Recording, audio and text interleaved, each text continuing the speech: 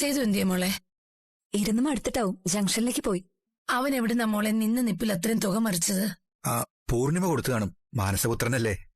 എന്തായാലും എത്രയും വേഗം ആ കടം തീർത്താലേ എനിക്ക് സമാധാനമുള്ളൂ. പൂർണിമമ്മ അല്ല അച്ഛാ, ലക്ഷ്മിയമ്മ കൊടുത്തത്. അവർ തമ്മിൽ അല്പം മുഷിച്ചില്ലായിരുന്നോ മോളെ? പക്ഷെ നമ്മളെ വിഷമിപ്പിക്കാതിരിക്കാൻ ലക്ഷ്മിയമ്മ അടുത്ത് ചോദിക്കാനും നടക്കില്ല അച്ഛാ. അതെന്താ? ലക്ഷ്മിയമ്മയ്ക്ക് മറ്റൊരു ഭർത്താവ്, ഞാനായിട്ട് അത് അണച്ചു കളയുന്നില്ല. ഒരു കണക്കിന് അത് നന്നായി. കഷ്ടം. അപ്പൊ ഇനി ഒരിക്കലും അവര് തമ്മിൽ ഒരുമിക്കില്ലല്ലേ മോളെ? ഈശ്വരന്റെ തീരുമാനങ്ങൾ എന്താന്ന് ആർക്കറിയാ. നല്ല തണുപ്പുണ്ട്, രണ്ടാളും പോയി കിടന്നോ. അപ്പൊ മോള് സേതോട്ടം വരട്ടെ. ശരി ശരി, okay okay, thank you for the information. ഞാൻ വിളിക്കാമേ. വേണുവേട്ടൻ കൂടി അറിഞ്ഞിട്ടാണ് ഇതൊക്കെ. ഏതൊക്കെ? നീ കാര്യം എന്താന്ന് വെച്ചാൽ തെളിച്ചു പറ ശൈലജ.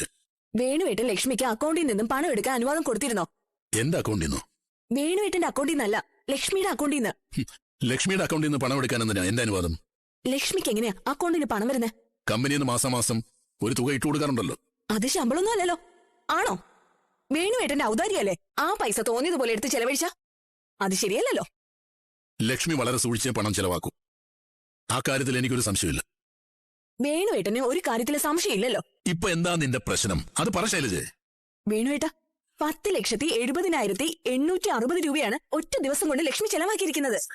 വേണുവേട്ട, 10,70,860 രൂപയാണ് ഒറ്റ ദിവസം കൊണ്ട് ലക്ഷ്മി ചെലവാക്കിയിരിക്കുന്നത്.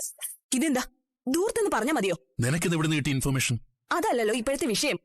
വേണുവേട്ട, പണം ചെലവാക്കുന്നത് എന്തെങ്കിലും ആവശ്യത്തിനാണെങ്കിൽ ഓക്കെ. ഇത് വേണുവേട്ടനെ മറിച്ച് ചെയ്യണമെങ്കിൽ എന്തോ ഒരു രഹസ്യമില്ലേ? എന്തായാലും അത് വേണുവേട്ടന് ഗുണമാവില്ലെന്ന് പ്രത്യേകം പറയണ്ടല്ലോ. എന്തോ ഒരു ചതിയാണ് വേണുവേട്ടൻ നടക്കുന്നത്. കൃത്യമായ വിവരം ഞാൻ സംഘടിപ്പിച്ചു തരാം. ചതിയാണ് നടക്കുന്നതെങ്കിൽ പിന്നെ ഒരു നിമിഷം ലക്ഷ്മി ഈ വീട്ടിലുണ്ടാവരുത്. താനെന്താ അത്യാവശ്യമായിട്ട് കാണണമെന്ന് പറഞ്ഞേ? സർ, പൂർണിമ ടെക്സ്റ്റൈൽസിനെ സംബന്ധിച്ച് ഒരു പ്രധാനപ്പെട്ട കാര്യം പറയാനാണ്. അതെന്തിനാ സേതോട്ടിനോട് പറയുന്നത്? ഋതു ഇന്ദ്രജിത്തും അല്ലേ ടെക്സ്റ്റൈൽസിന്റെ കാര്യങ്ങൾ നോക്കുന്നത്?